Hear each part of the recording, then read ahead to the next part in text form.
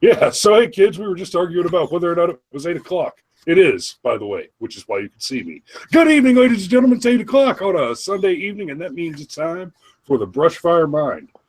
Now, let me just make sure that the YouTubes doesn't go hot on me. There we go. And we've got the live chat open. Okay. So the London Bridge is falling down because Kathy Griffin gave Donald Trump head while he pulled out of Paris. It's been a hell of a week. A hell of a week.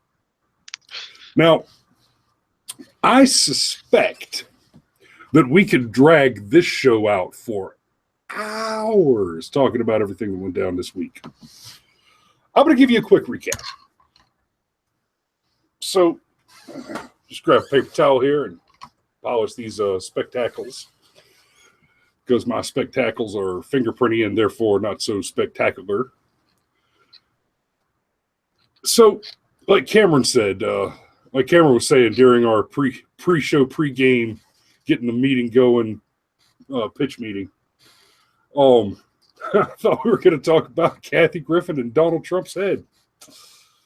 But no, now we have to talk about the Paris Accords. But, oh no.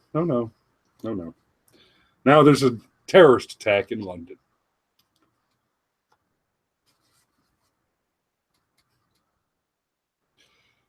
Are we surprised? No. Last night, I started hearing reports. There's a van attack on London Bridge. There's another attack nearby. There's gunshots heard in a third nearby location. And I tweeted out to the boys. Frankly, I'm surprised there were not several bombs that went off last night.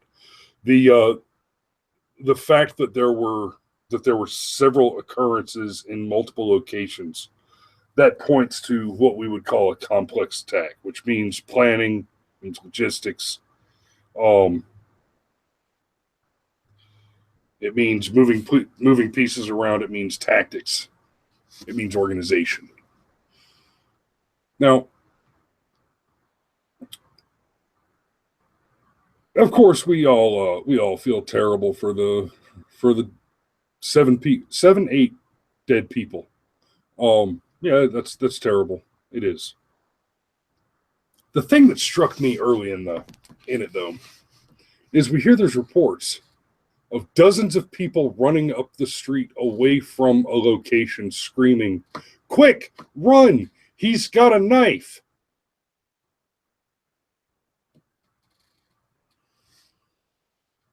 Where are your men? Where were the men? Run, quick, he's got a knife. All right. I don't expect everybody out there to be a kung fu expert. I don't. But let me tell you something about a knife fight. It is not his knife. It is the knife. Block the enemy, not the weapon, and plan on getting cut. But it's a knife. Sprout a sack and take care of the women and children, boy.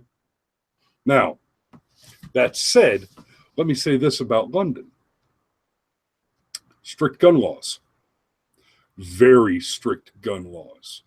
In fact, very strict weapons laws generally. The way the law is written, you cannot own a thing that is intended to cause harm. Can't walk around the street with, say, a steak knife, because then it's not in the kitchen and it's not in its properly understood implementation, and therefore it's intended to cause harm. You will not hear a crowd of Americans shout, "Help, run, he's got a knife," unless they're in a gun-free zone. Now, you go onto a campus in the state of Georgia with a knife to cause some problems, and you're going to get shot. You're going to get shot because men stop bad people doing bad stuff. It's that simple. To be fair, let me for just a second. One of our viewers is not using the live chat as she I need to should pour be. some of this. Ladies and gentlemen, the Brushfire Mind brought to you by Double Oak. They didn't give us money. You can't. Y'all go ahead and pour myself a glass of bourbon. One of our viewers had private messaged me, and there she is in the YouTube comments. Now, thank you, Melissa. Said they are Englishmen, not Scottish men, or we wouldn't be having this conversation. Well, Melissa, it just so happens that I am a member of the Clan McLaren, and you can happily find me in my knee-high socks and my kilt at least once a year, drinking scotch on Stone Mountain with the boys. To Clan McLaren, fondly known in the state of Georgia and around the world and in Scotland as the cocktail party on the hill. Damn, that's a fine glass of bourbon. Yes, I'm drinking bourbon, not scotch tonight. I do love a scotch, but Daddy bought me this for my birthday. I do think it bears noting, as insensitive and non-PC as it may be, London is effectively disarmed, and it seems as though it wasn't just their weapons that were taken away. It was any thought that a weapon might be a part of their life that was taken away. They were truly unprepared to react. There was one guy on CNN, and maybe he was full of crap, maybe not. He's been replayed over and over and over again. But one of these stabbings happened in a bar he was in. He watched a woman get stabbed in the back and get killed, and he picked up his bar stool and started to attack the terrorist with it and started screaming at him that, "I know you're a terrorist, fight me." And the terrorist ran away because, they're sissies. And I mean, I'm sorry, it is what it is. But no, I think the mentality in London is such that if there were even a few dozen more guys willing to throw flipping bar stools at terrorists, that whole thing might have went down completely differently. Yeah, and Cameron, I'd like to. I didn't actually get to hear it. I wasn't actually there, unfortunately. But I'd like pennies to pesos that rather than, "I know you're a terrorist, mate. Come at me. Let's fight." I imagine that the man with the bar stool sounded more like, "I know you're a terrorist, lad. Come at me. Let's fight." Because the difference between a Brit and a Scotsman is a Scotsman will throw a fucking telephone pole at you. It's called caber tossing. Does he want in a bar with him? That's a curious thought. Of course he does. Cherry Lime says the effing police ran away. And just Cherry, it's okay if you want to use the fuck word in the chat line. No, nobody else has to see it. So I mean, we just had the Ariana Grande concert bombing. The poor Brits have hardly had time to lick their wounds. And here come the enemy all over again. Let's just shit right up their noses and jump in and kill a bunch of people. Yeah, it doesn't have anything to do with Ramadan whatsoever. Oh, of course not. In fact, I am incredibly racist for even making that joke, because apparently jokes can make you racist. Ask Bill Maher. Yes, jokes can make you racist, but effigy beheadings don't make you hateful.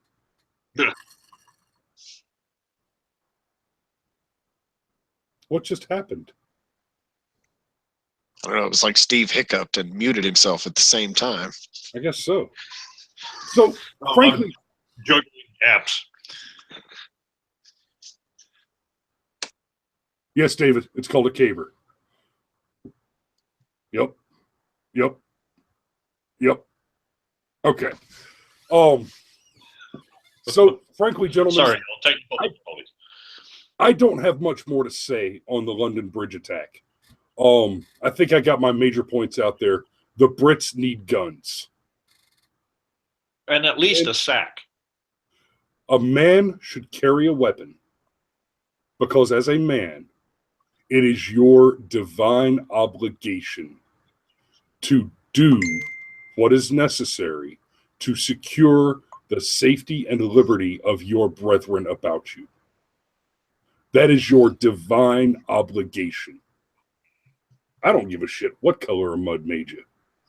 You are a man, and your job is to stand and fight against evil when it rears its head to cause harm to the innocent.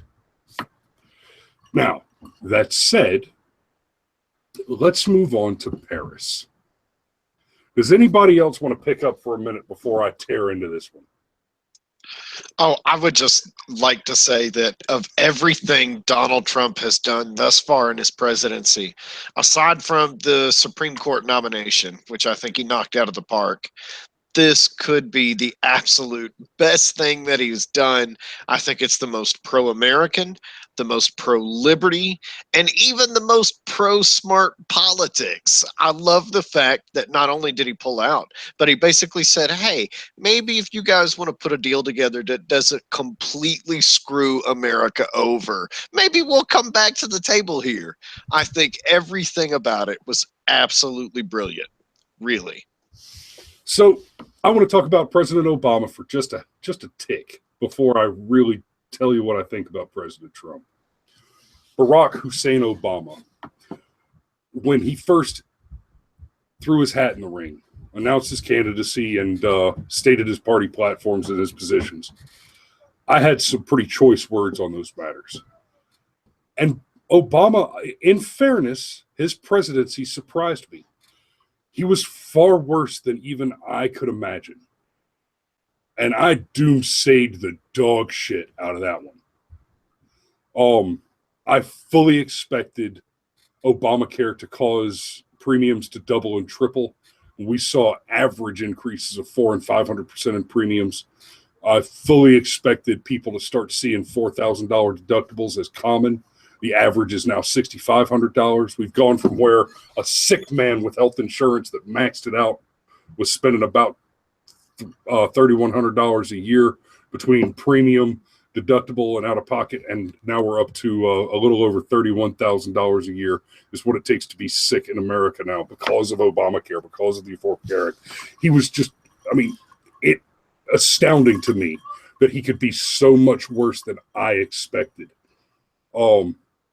And this is coming from the guy that predicted aggressively and with numbers and tactical facts to back it up that Donald Trump would be president as early as October of 2015. I said, nope, here's how it's going to go. And we were right. You can go back and watch those episodes. The Donald, I had high hopes for the Donald. I liked the Donald. I liked him coming into all through the election cycle. I love the Donald.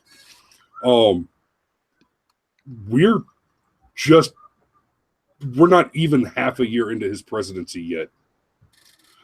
And I'm just beside myself. He is so much better than we could have hoped. And here's the principal thing. Here's the biggest key. You look at the executive order on the transgender bathroom deal with public schools. He took a deal and gave it back to the states. Obama had implemented an executive order that made a blanket decision on a topic that the Constitution leaves him no room to speak on.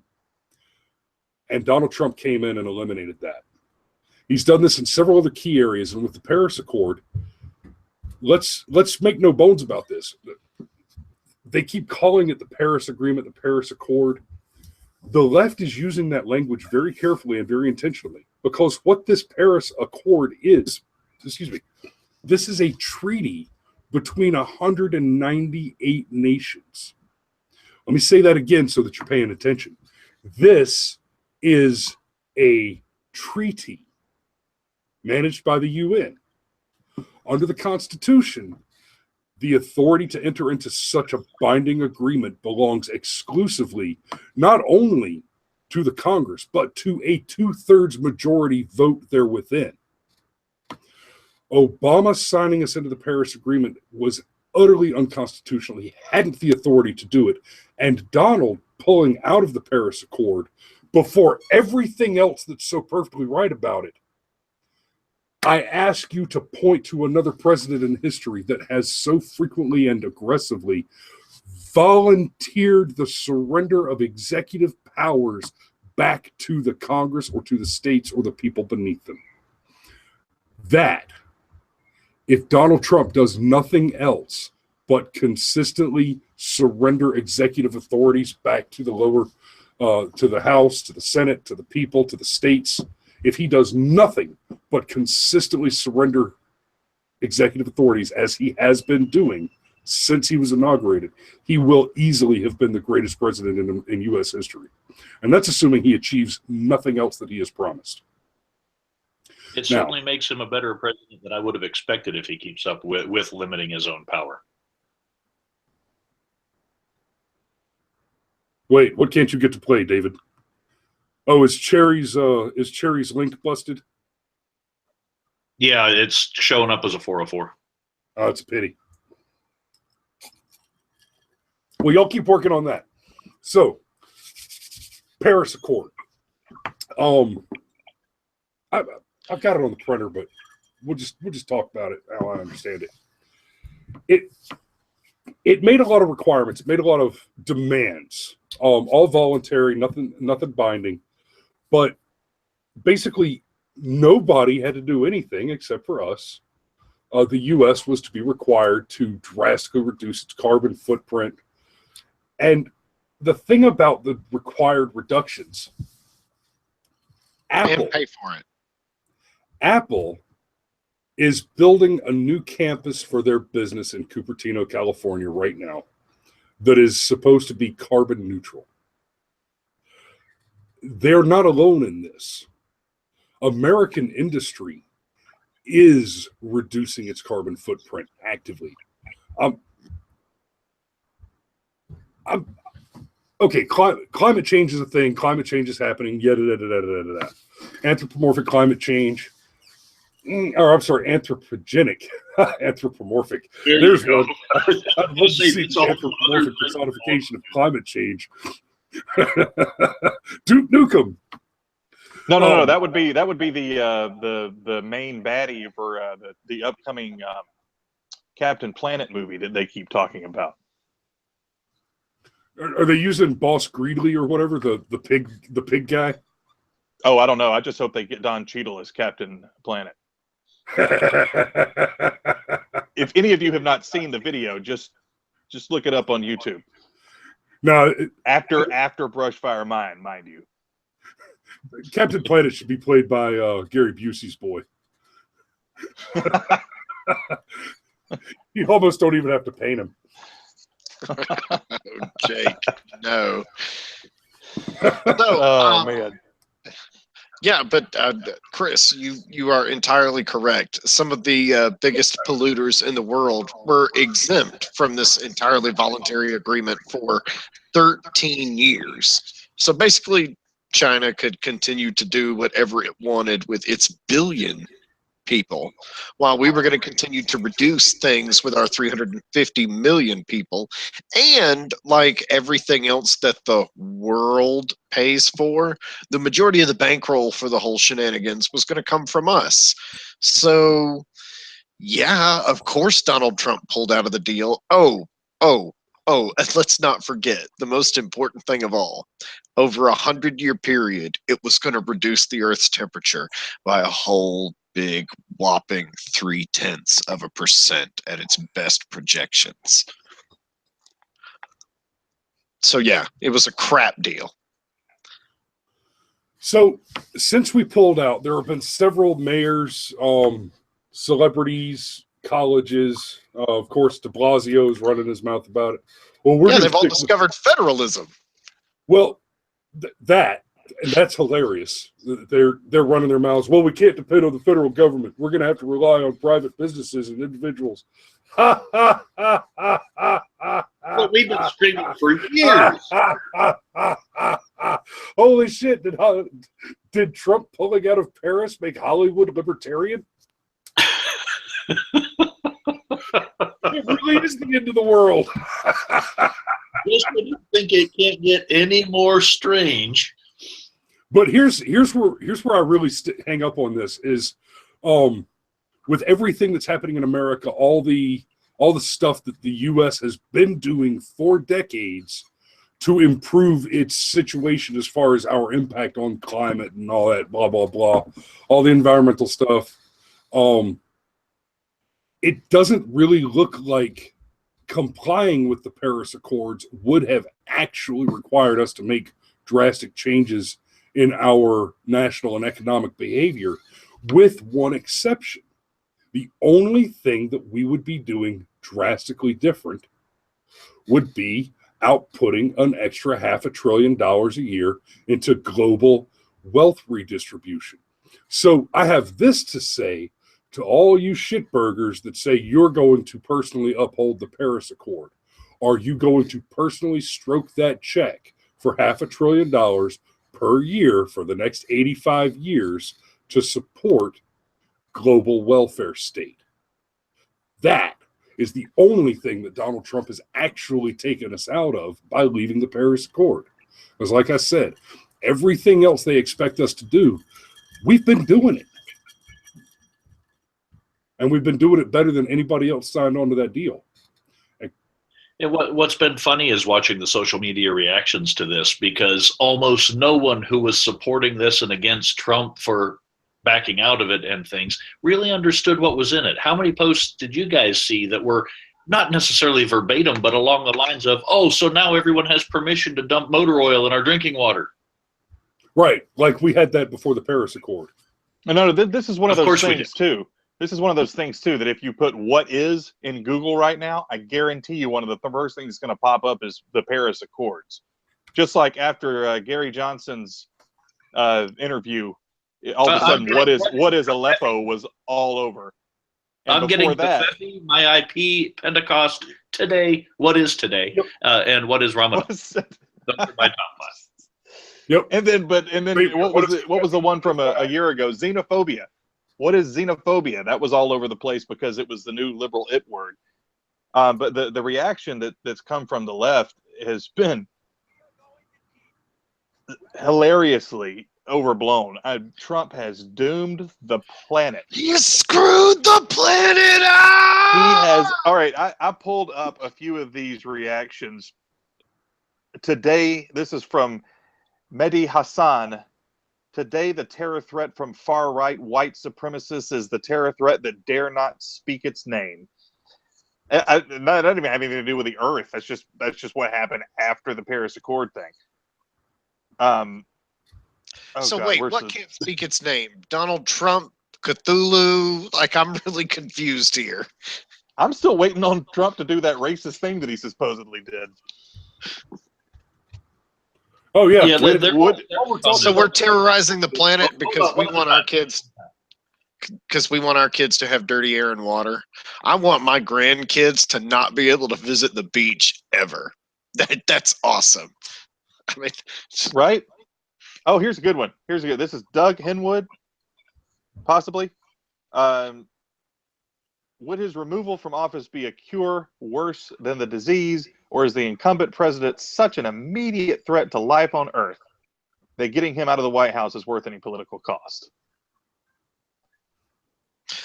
Oh, I would love it if they would impeach Trump secretly, because Mike Pence was a fair tax supporter from back in the day. So by all means, please. Well, the first thing Mike Pence is going to do is obviously execute all the homosexuals, because that way you eradicate them. I mean, obviously that's he's going to convert them. You pray the gay away. No. As we've learned from ISIS, there's no peaceful way to convert people. You just got to kill them. No, I'm sorry. That's Muslims, not Christians. The left gets this confused repeatedly, and I understand that. But that's. Do you suppose the left would allow the funding of science stuff to go on, where part of it to be electroshock therapy for anyone not of a Christian mindset. Oh God. Nobody expects the Spanish Inquisition. Nobody. Oh, yeah. Fallen to pieces. Yeah, so you got to impeach Trump, and then you've got to impeach Pence immediately. And then you have to impeach Paul Ryan. Who's next? The Speaker of the House? I mean, impeachment works in the same way that death works. Is that correct? Okay, so yes. As far as who replaces them, correct. Yeah. So right now, if we were to impeach Trump, he would be replaced, obviously, by the Vice President, Mike Pence. If we were then to impeach Pence, he would be replaced by Speaker of House of Representatives, Paul Ryan. He would be replaced by the President pro tempore of the Senate, Orrin Hatch. And Orrin Hatch would be replaced by Rex Tillerson, the Secretary of State. Yeah. So the goal. I like those odds. We just need to impeach conservatism. Anything that's red, impeach it. Well, I mean, that's if they've already hostile takeover. It's simply because we backed out of a bad deal, turned federalist. What would losing an impeachment bring them out as? Well, and if we impeach Tillerson, he's replaced by Steve Mnuchin, the Secretary of Treasury. And if we can get rid of Mnuchin, and right here, I'm down. Let's just start impeaching people. Because if we can impeach Mnuchin, we go to President Mad Dog. President Mad Dog. Sec def Wait. How far do we go back before we get the Battlestar Galactica reboot where Devos would be the president? In Battlestar, she was 47th back. That's a ways on down the chain. Okay, all right. Well, that's not going to happen then.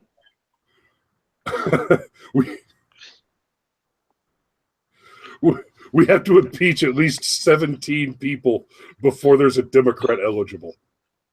Oh God, it's kind of comforting. You know not of what you fight. So, yeah, so the only way we get a Democrat in the White House before 2020, even if we start impeaching everybody, is if they happen to be the designated survivor. I think they're going... Hey, we got a new kid. What's up, Christopher?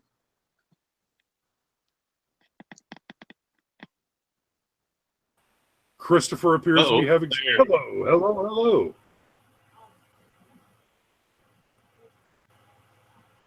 We got a little bit of lag, it looks like. There he is. So, Christopher, if you just start speaking, you'll take over the screen, and we'll be able to see your pretty face, and then we can all get to meet you. Hello. How you doing? I don't know how good, sir. Wait, this is Chris I don't know Lopresti? how good my computer is. Yes, this is the conservative artist? I didn't think those existed. Yep, they do, but evidently the internet access in the area is not all that strong. I have a really bad connection. Oh, yeah, no. the audio dropped too. So I don't have a shot. I need a better computer. Yeah, we've all been through that. We understand. Yep. So, well, I guess if we can, if you can keep your video muted, it might process your audio a little bit better. I'll mute your video for you. I think. I'm mistaken.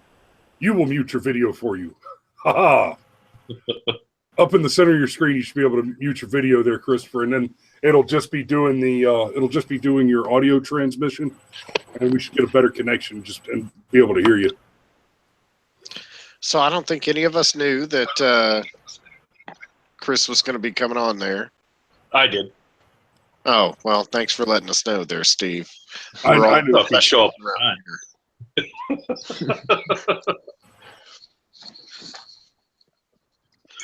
Yeah, we've actually been inviting Chris for a couple of episodes now, but we just hadn't been able to get the scheduling together to take care of it. Looks like he's dropped out. Maybe he'll try to reconnect. Yeah. We've been trying to get him in for a while. Cameron's familiar with him. I don't know how much Kate is, but I know Chris is as well. And Christopher is as Cameron had put it, a conservative artist, painter, if I'm not mistaken. Yeah, an amazing painter. He puts. I did stuff not on know those Facebook. exist. Yeah, I mean, like, puts Milton Friedman quotes on his Facebook page. Yeah. Huh. Yeah, like constantly. Like, you clearly watches Mark Levin's show on CRTV every day because almost every other day there's a quote from it on his Facebook page. Like, it's. And they tend to be poignant quotes. He's a good guy to have around. Well, but Now, we're about halfway into the show. moving right along, I feel like we do have to touch on the comics and the comedians, and Kathy Griffin gave Donald Trump bloody head. Like, what? The It was D-list a great actor. apology. Great apology, though. She was so Look. sincere and sweet. Okay, as if it couldn't get bizarre enough, the follow-up press conference where she played the victim, the Trump family is picking on her by questioning her sanity. Look, They're trying to ruin her. Ruin her. yeah, Order. I haven't had a career since 1992. When I first saw the thing, I was like, "Oh, Kathy Griffin's still alive. Good for you." oh, honey, you're trying. It's so adorable. Just where are they now? I've seen them all. Look, let me just start off by saying, okay, yeah, obviously she was trying to somehow be shockingly funny, and she had the shocking part in spades and the funny part not at all. And okay, so the Secret Service has called her and talked to her a couple of times, as well they should, because holy shit, you held up the president's bloody head and freely distributed it yourself. It's not like this is a thing you did with your friends and then went, shh, okay, but this is over the line. Don't release this. Don't release this. No, this is something you did on purpose. And yes, it was supposed to be comedy. I don't think she was actually threatening the president, but how stupid is that? I mean, I don't understand the immediate reaction that came out of the left, which was you did the same thing to Obama. Really? Name an incident that where Obama's bloody severed head was being held by a right wing anyone. There was never anything. And hang on, not just anyone. There were some incidents. There were some instances. There were some effigies of Obama hanged that were hung. Yeah. The whole, and it was, everybody cried racism, blah blah blah. So there was some of that stuff. But here's the key difference. None of that was done by a celebrity with a gigantic following and a national platform. Yeah, what if Scott Mayo? The only way that the effigies of Obama protests ever got a national platform is being reported on by national news. But with Kathy Griffin, she doesn't need anybody to report on her. She has that organic distribution base because she has those followers. There are people out there who apparently find her amusing. Or did when they followed her several years ago and were like, oh shit, I didn't know I was following Kathy Griffin still. And frankly, just as shocked as I was. I won't even necessarily say that I don't think she's funny. I have no idea. Can we just recognize the fact that it's just a crying shame to waste a redhead female like that? Well, she earned it in this particular instance. And I wouldn't even say, I'm not even against the fact that she really did it so much. the thing that bothers me the most is, she exercised her First Amendment right. It's not the first time it's been done. One of the fellows I follow on Facebook has pointed out all the metal albums since, Trump has been in heavy rotation, all the metal albums with his severed head and up on pikes and all this kind of stuff. And of course, they don't get any backlash for it, and it's on their albums. I think the main thing was, he wasn't expecting any backlash out of it. And we all know you have a right to say what you want to, but you don't have a right to go uncriticized for it. And because she saw the criticisms as a personal attack, shows her state of mind overall. Right. I think I'm going to slightly disagree with that. I think she thought she was going to get a very calculated amount of backlash. That what she had done was going to be described as brave or forward thinking or have some deeper artistic meaning. I don't think she actually thought that she was going to get fired from CNN's New Year's Eve show, for example. Or have men in suits investigating her. Yeah, I mean, this just shows how stupid she really was about the whole situation. It almost makes me feel sorry for her because, it wasn't even funny. Like, what was the joke? I mean, I get that it was shocking. And this is the other thing about it. If you're going to be a shock jock, you can't get mad when people get shocked. If you're going to say rude and inappropriate things, you might get some incredibly rude and inappropriate responses. Freedom of speech goes both ways in that instance.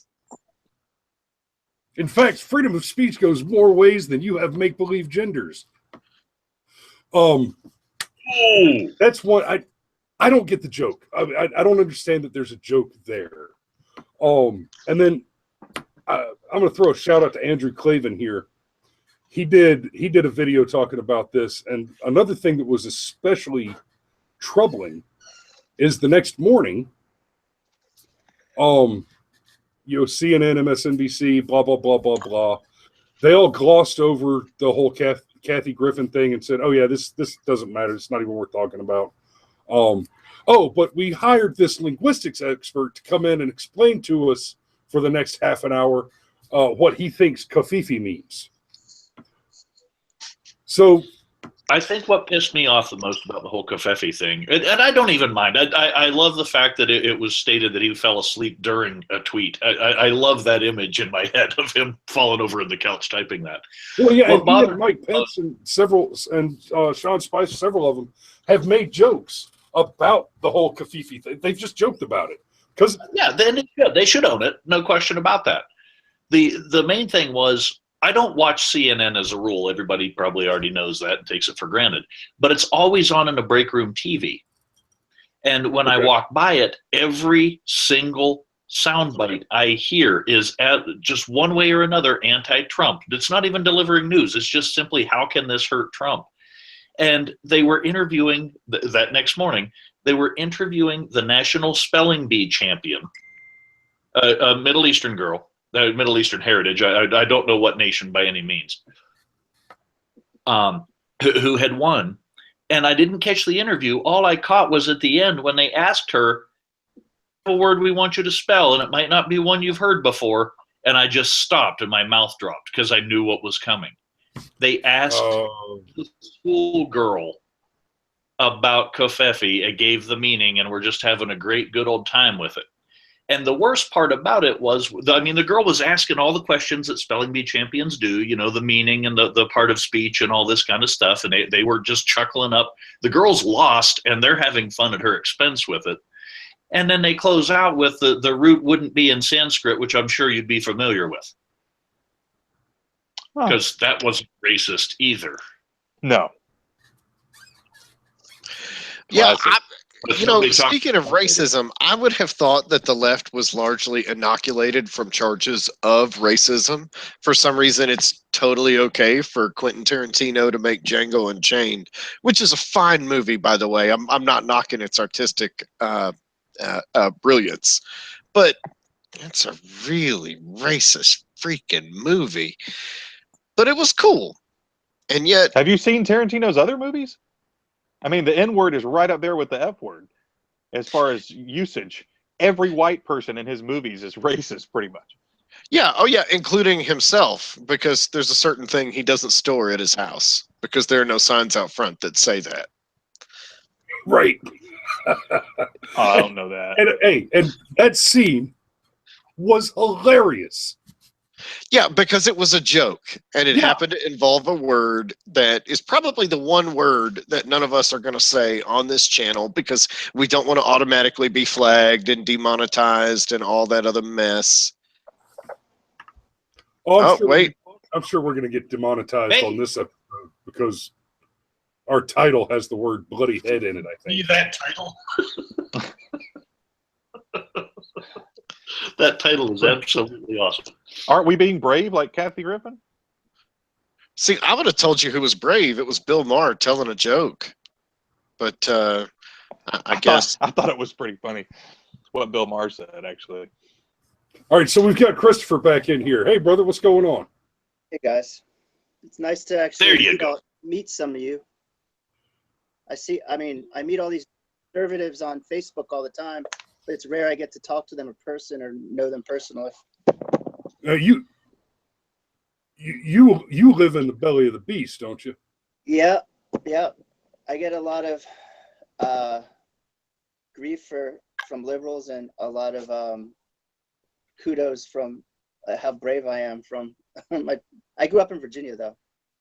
Okay. I grew up in what is now a purple state. So are you in D.C., Seattle, or San Francisco? What's the belly of the beast? Oh, in New York. Okay. All right. In Brooklyn. 1 out of every 10 people here voted for Trump. Most of those people were closet people because I only can count the conservatives on my hands that I know here in the city. There were very few of us. So it's mostly like older people I know, actually, or people who have or cops, firemen, stuff like that I meet. But racist, a lot of them. Everyone, not just liberal either. We're talking like crazy left-wing Marxist, whatever you want to call them, progressive. So wait, who is this? Is Scott on here? Scott Cameron? No, I'm Cameron Scott, but yeah. Anderson. Yeah, okay. I'm sorry. I know I've talked to y'all before, but I never put a face to the name, so it's cool. Well, I don't usually put my face and my profile picture on Facebook, so you can't really be held to accountable for that. Man, honestly, you kind of blow our mind because you're like a unicorn. You're a classically trained artist living in New York City who puts Mark Levin quotes on his Facebook page. Like it just. I love Levin. I just started listening to him this year, actually, and I just started getting kind of political this year. I never used to really get involved at all. Like my father was always conservative, and he taught me well coming up history, but I never really got involved in politics. But Levin, when I started listening to Levin, it's like he was articulating the things I was thinking. He kind of blew my mind because not only did I agree with him, but he was giving me like reasons, like more solid reasons to articulate the things that I don't know. I always question what I was taught as well. My father was CIA, so I came up. My father was very conservative and political growing up. So, but I always questioned that coming up in the artist community also. But to defend being an atelier type of artist, we're pretty conservative of all the artists, but that's still pretty left.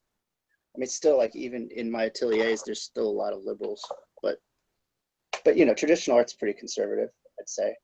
It's like we're studying Latin. But well, it's funny because we've got a friend of us that is kind of a neoclassical painter who is anything but. He's as raving as it gets, and I won't name names. Well, I don't mind. I probably know him. Yeah, we all got ousted on Facebook during the election, and this guy's been basically a member of our family for 20 years. Tell me what his name is. I probably know. We're not going to say his name on the air. Oh. Click the chat link on the side of your screen. I'll type it in private chat. All right, because I've been in arguments with plenty of all of my teachers are liberal, I've had people that I don't talk to anymore because of it. And, I've been called, the people who call me like a racist, or like my family a racist, or conservatives racist, and start name calling on Facebook, I'll delete. But for the most part, most of them will be friendly and actually, and I've been, that's why I'm asking. I've been in arguments with a lot of my teachers and my contemporaries up here. I won't bother anybody. The election's over. Oh, there you go. Facebook Messenger. Remember, Steve, what he goes by up there too. Didn't I? I don't know. I One can't see teacher anything. who's a conservative. Oh yeah, I'm good friends with him. Okay. Yeah, I Yeah, had plenty of arguments with him. We argued extensively over. We gave each other long messages back and forth. He's pretty much impenetrable, though. He won't. His brother's very conservative. I'm friends with his brother. Impenetrable is a good word. Yes, he's pretty stoically. I believe his family is fairly conservative too. Yeah. I don't know if I'd use the word fairly there. I think his brother, like in the country, plays. I had lunch with he and his family at Cracker Barrel down here last year, midsummer. We had lunch, and woo, it was fun. Yeah. Is he like the black sheep of his family? It's just shocking because like we grew up with him, like we went to high school with him, and this was definitely not that far out there then. And we have another friend who's pretty much as close as he is, who's also in New York, who's a musician, great guy, and very much on the same.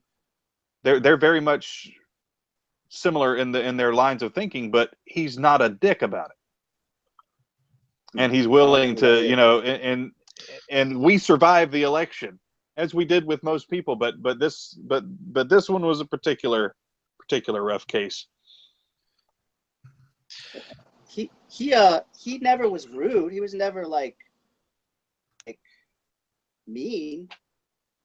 He was always, but there was just little we ever agreed on, and we had a long conversation actually. Well, we're family, so he was definitely mean to us. Yeah. It gets kind of heated with your friends. I mean, I've lost a lot of good friends on election day. Refused to let go of like calling me a racist and shit. It's like, come on. If Hillary had won, you would still have those friends. Yeah, they're being like sore losers, and they wouldn't concede the fact that they wouldn't even concede the fact that I'm not a racist, which is bullshit. So yeah. Heck, these are the same people you were having coffee with 3 and 4 days ago, and somehow all of a sudden you've turned into this 9-headed monster or something. My African American roommate in my Latino neighborhood, like everyone hates me here because I'm a huge racist. Well, Steve and I were both Gary Johnson supporters, but just because we were anti-Hillary made us. I mean, we were one and the same. We were supporters. Absolutely. Yeah. Well, I was a Cruz guy in the primaries. I like Cruz a lot. I think he's a lot. I think if he had more of a personality, he might have taken it. But I think he was the smartest of the bunch as far as pure raw intelligence and knowledge about law, and the person who probably knew the most about what it meant to be a president or how to do the job.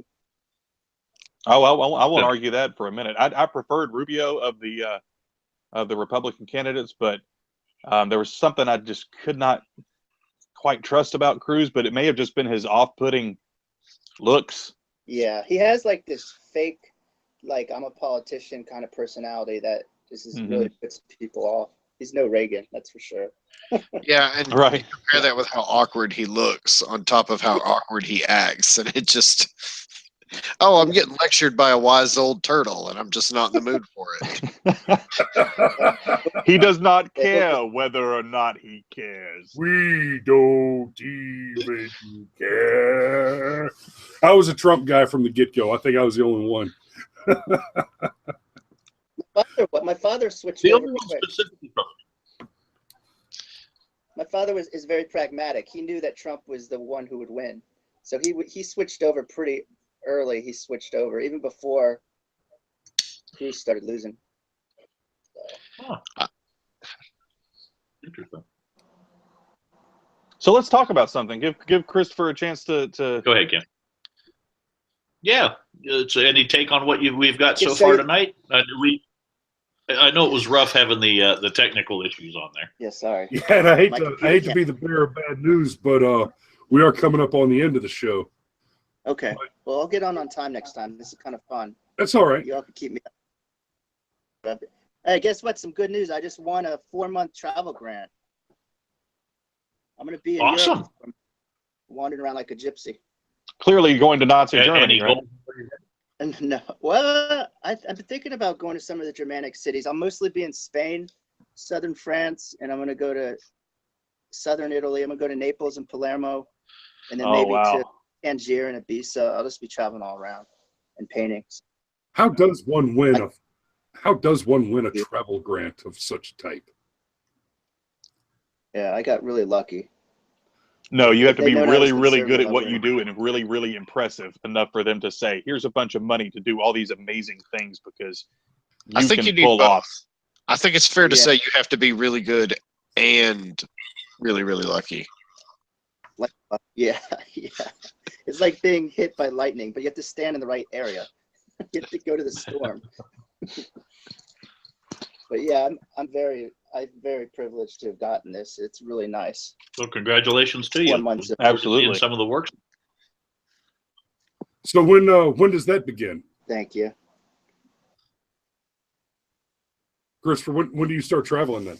I'm leaving in about a month, I think. The funny thing is I got laid off from my job the same day. And then I found I got this the same day. And I was like, fuck, well, who wants a job? And I have a feeling that the reason I got laid off was also because they knew I was a conservative.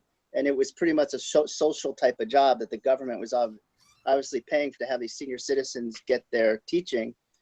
And I was getting paid like really good money. But I was pretty outspoken. You know, I talk politics with my students, but all the social workers there were liberal and all my bosses were liberal. I think word probably got, next time I'm just going to keep my mouth shut when it comes, especially if you have a job like that. But That's what they want you to do, though. Yeah, liberal professors can say absolutely anything they want, and they're expected to. And they are the vast majority. Yeah. Yeah, like Yeah. apparently Wait, it's okay for them to talk about white genocide. Well, we've got a friend who is a bit of a contributor, but behind the scenes more than anything, because of his job, he doesn't dare say anything either. So Yeah. he can't be involved with a face. Well, gentlemen, it is Yeah. 8 minutes to. So let me throw this up there real quick and just say it's time for White Hats Matter, heartwarming stories of death and destruction. Ladies and gentlemen, Steve is going to regale us with a story of an armed citizen doing the right thing. And spoiler alert, he wasn't in London.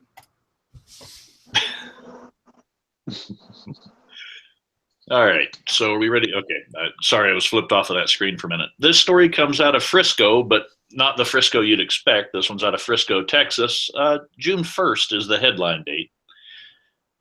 Police investigating after a 43-year-old man was shot and killed during an apparent burglary. So, once again, a person comes in uninvited. What else do you expect? So, it's a very short, sweet story, but a very happy one. Officers were called to the apartment where it took place after a 911 call after midnight. Someone was shot while attempting to break in. So, thankfully, this person wasn't the whole way in and threatening anybody just yet. But when they arrived, they found the fella shot, sent him to a local hospital where he died. So, I apologize, Cameron. No hashtag DRT tonight. However, this one did have the happy ending at some point. No identities released at the time of the writing, and no other persons of interest are being sought. Seems to be a one-on-one incident.